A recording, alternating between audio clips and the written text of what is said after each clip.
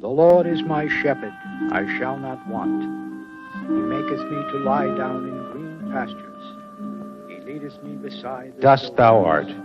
and unto dust thou shalt return. Does that mean this is truly the end, or the beginning of something better? I wish I could be certain. This terrifies me. I can't help it. I'm afraid of death and don't know how to deal with it. Why do so many people always cry at funerals? If he's in heaven now, they should be glad for him. So why are they all so sad? I wonder if we'll really be together again. I don't actually know for sure. All I can do is keep praying and hope.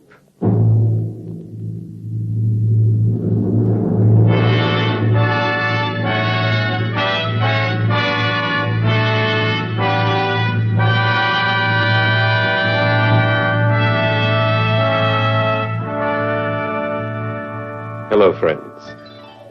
The comments you just heard are typical of prevailing concepts that most people have regarding death and its meaning. They reveal uncertainty and sadness, as well as fear and a dread of what's considered the unknown or unanswerable. Yet we will see how a better understanding of the Bible's teachings regarding death and the hereafter provide not only reassuring answers, but also justified hope and spiritual consolation. To better illustrate this promise, I've asked a former student of mine, Mark Hayes, who's now a devoted church worker, to share with you some of his personal experiences where misconceptions about the meaning of death presented critical problems for both himself and those he was trying to help. Now, prior to these experiences, Mark, you had your own difficulties in dealing with questions about death. That's certainly true, Professor Gordon. For while I believed the Bible taught us that dying was an expected and promising destiny for all mankind, I also realized that most of those I met who faced the actuality of death perceived it as a sad and dreaded end to existence rather than the gateway to a better life. In those situations, my words, which were meant to comfort, seemed shallow and uncertain. Then one day, it finally came to a crisis where I realized I had to find more satisfying answers.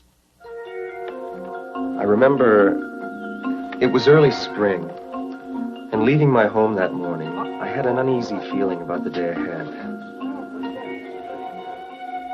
Even the mail was discouraging, with nothing but bills. But the main reason for my concern was some visits I had scheduled that day. One in particular I expected to be especially difficult because it involved something that most people don't want to think of, much less talk about, which is death.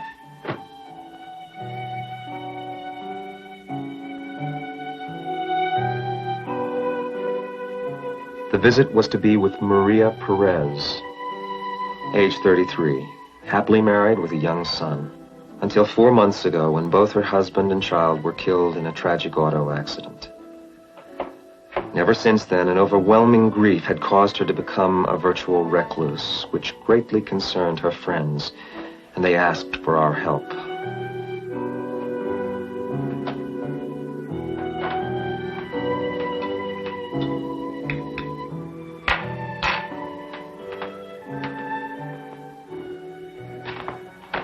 If you mix with milk or sugar, I'm sorry I'm out.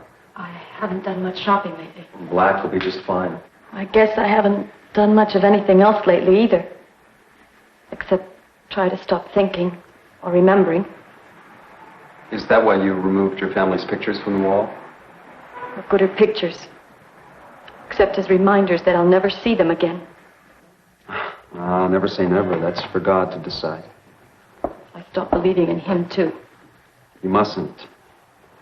Even though right now you're feeling terribly alone, you must try to have faith and remember that God is love. Love. For you, maybe. Not for me. If there is a God, he's given me nothing but suffering and sorrow. We don't always understand God's will, but you must believe he wants to help you. How? By sending me more misery?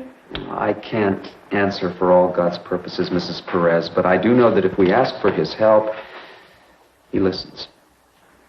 Then why wasn't he listening when I sent them off with the wish that he'd give them a happy day?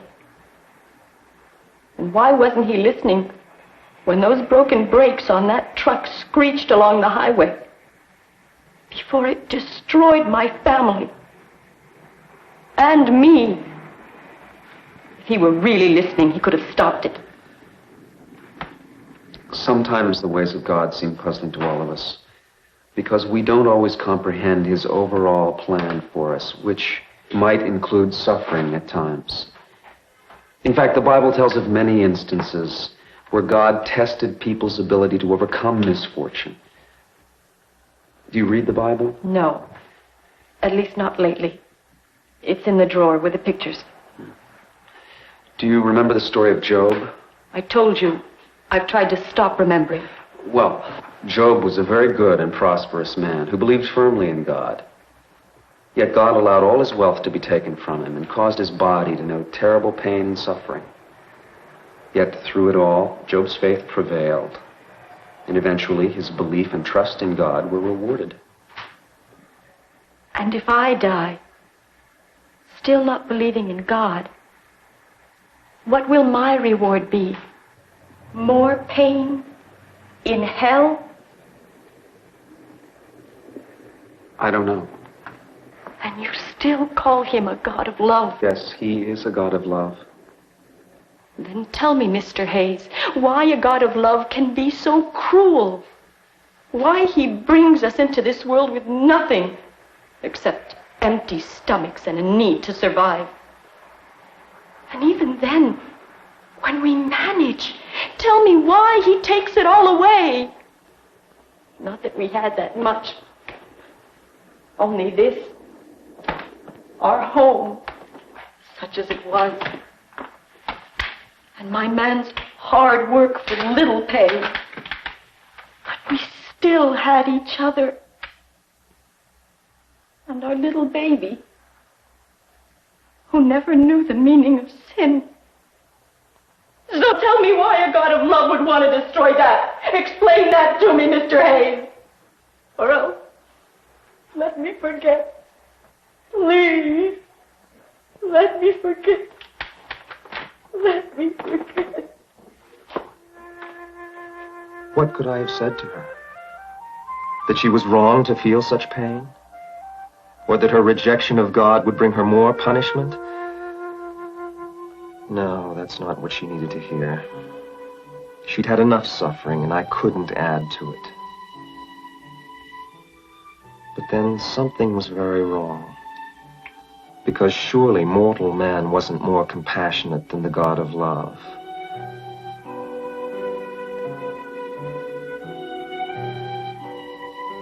I was truly confused.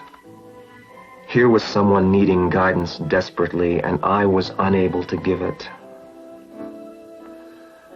So right then, I decided it was time I got some guidance myself.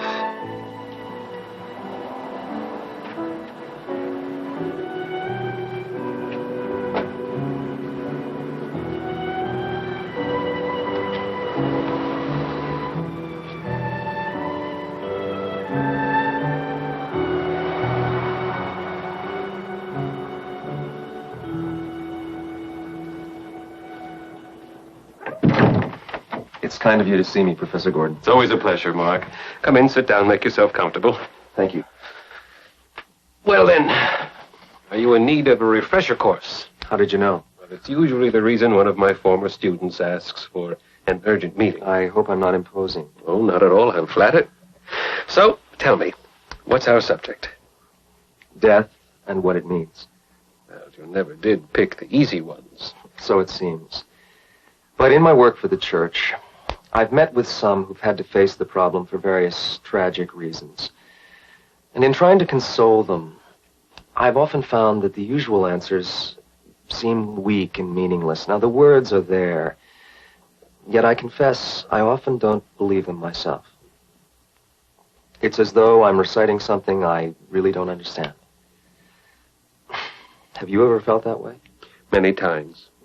The pursuit of knowledge and understanding is endless, Mark. And the more we learn, it often seems the more questions we have to ask. Then, if I may, I'd like to ask you a very personal one. Have you ever thought of your own death? Certainly. One can't ignore the inevitable. Does it frighten you? Somewhat, perhaps. Mostly because I don't know how or when it'll happen. Well, that's a normal anxiety we all share. But tell me, have you ever known anyone who actually wished to die sooner in order to be with the Lord? Or do most people resist death, even though they believe in him? I'd say that most will resist, except for those suffering intensely who look upon death as a release. Otherwise, if given a choice, I think most will prefer living here on the earth, which they know, rather than going on to a hereafter, which they're still uncertain of. Then there must be something wrong in our perception of what happens when we die. If we believe that we pass into paradise or heaven immediately, why do we resist it so strongly? Well, first of all, I think we should re-examine the accuracy of the belief about passing immediately to the hereafter. There's more than one side to that question, you know. If you're referring to the biblical texts which indicate that death is like a sleep, I confess I haven't studied them all that carefully. I'm more of what you might call a traditionalist on that point. Nonetheless, I'd suggest we make that closer examination and see what answers the Bible provides. In fact, as a matter of coincidence, I'm preparing some visual material on that topic for a lecture. Would you care for a preview? By all means. Good.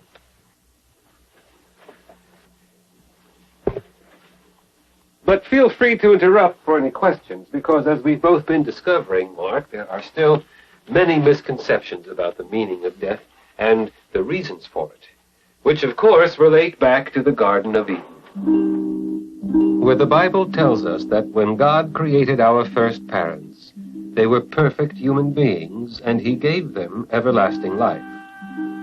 In return, he required only obedience, with an understanding that the alternative would be death, the loss of life.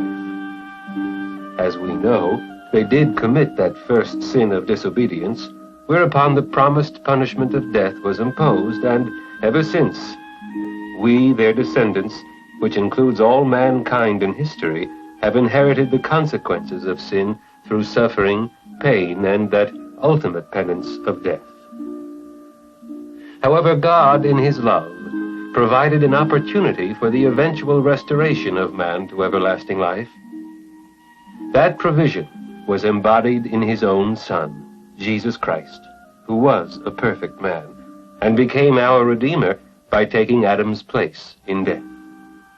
This made possible the canceling of the sentence of death that had been executed upon our first parents and their universal family, which in turn opened the way for the eventual establishment of Christ's kingdom on earth. It is the kingdom that will provide the means for mankind to attain to everlasting life. We read of this in John chapter 3, which says, "For God so loved the world that he gave his only begotten Son, that whosoever believeth in him should not perish, but have everlasting life."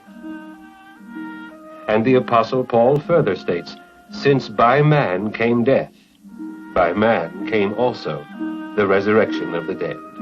For as in Adam all die, even so in Christ shall all be made alive." Excuse me, Professor.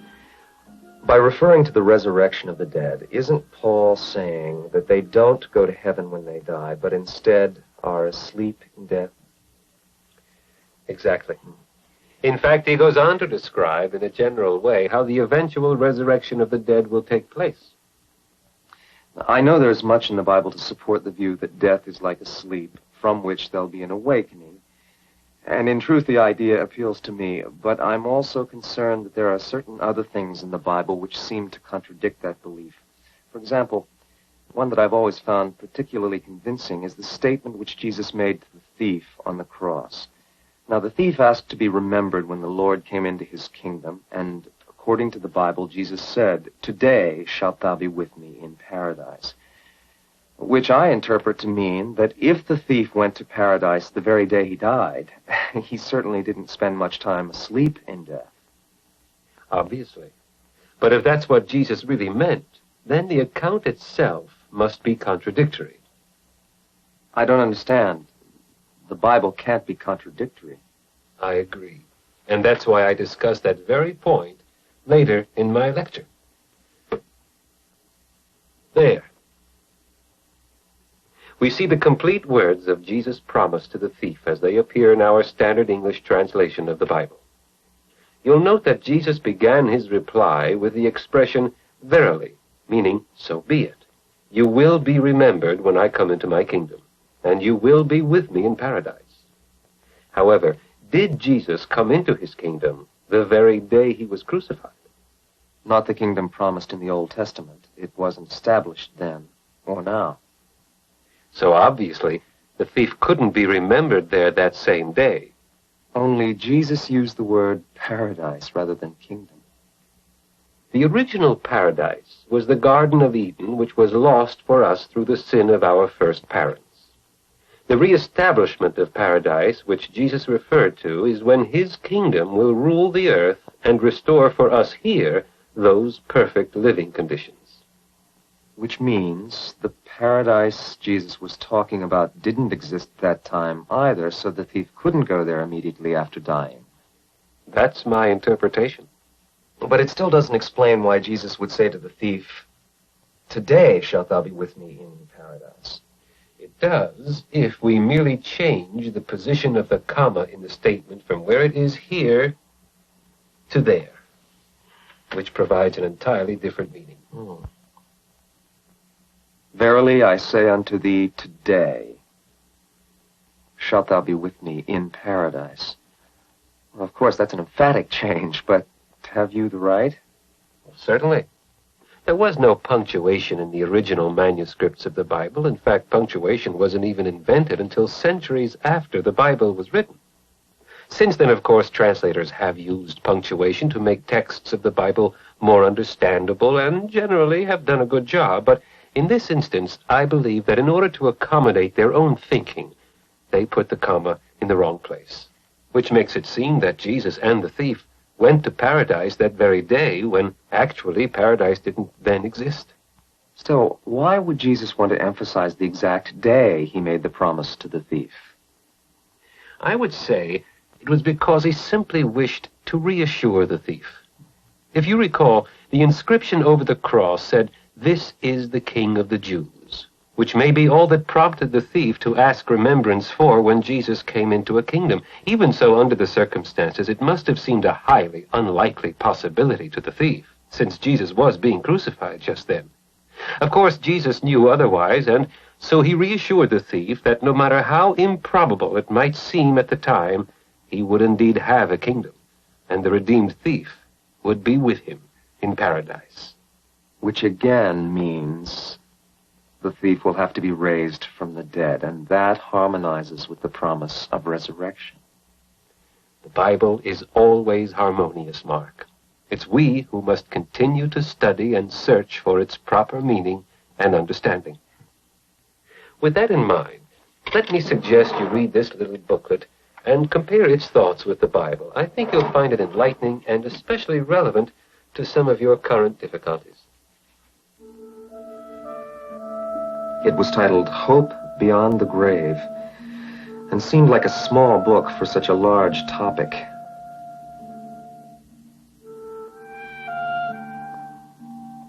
But I ended up spending most of the night reading it and studying companion references in the Bible. Gradually, I began to realize that the answers to my questions were right there in the Bible all along.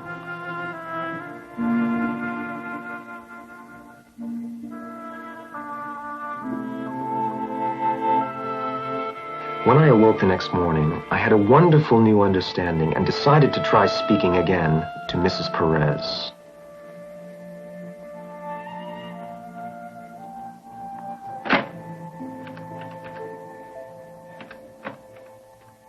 She wasn't answering her phone.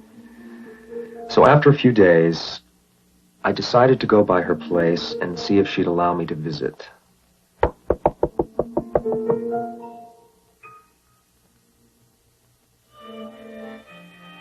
Which she did, with reluctance.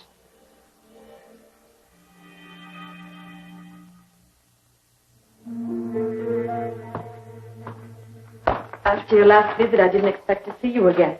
I'm afraid I wasn't much help to you then, so I came back to try to remedy that.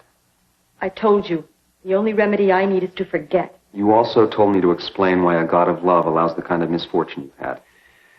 I wasn't able to do that before because, in truth, I wasn't so sure myself.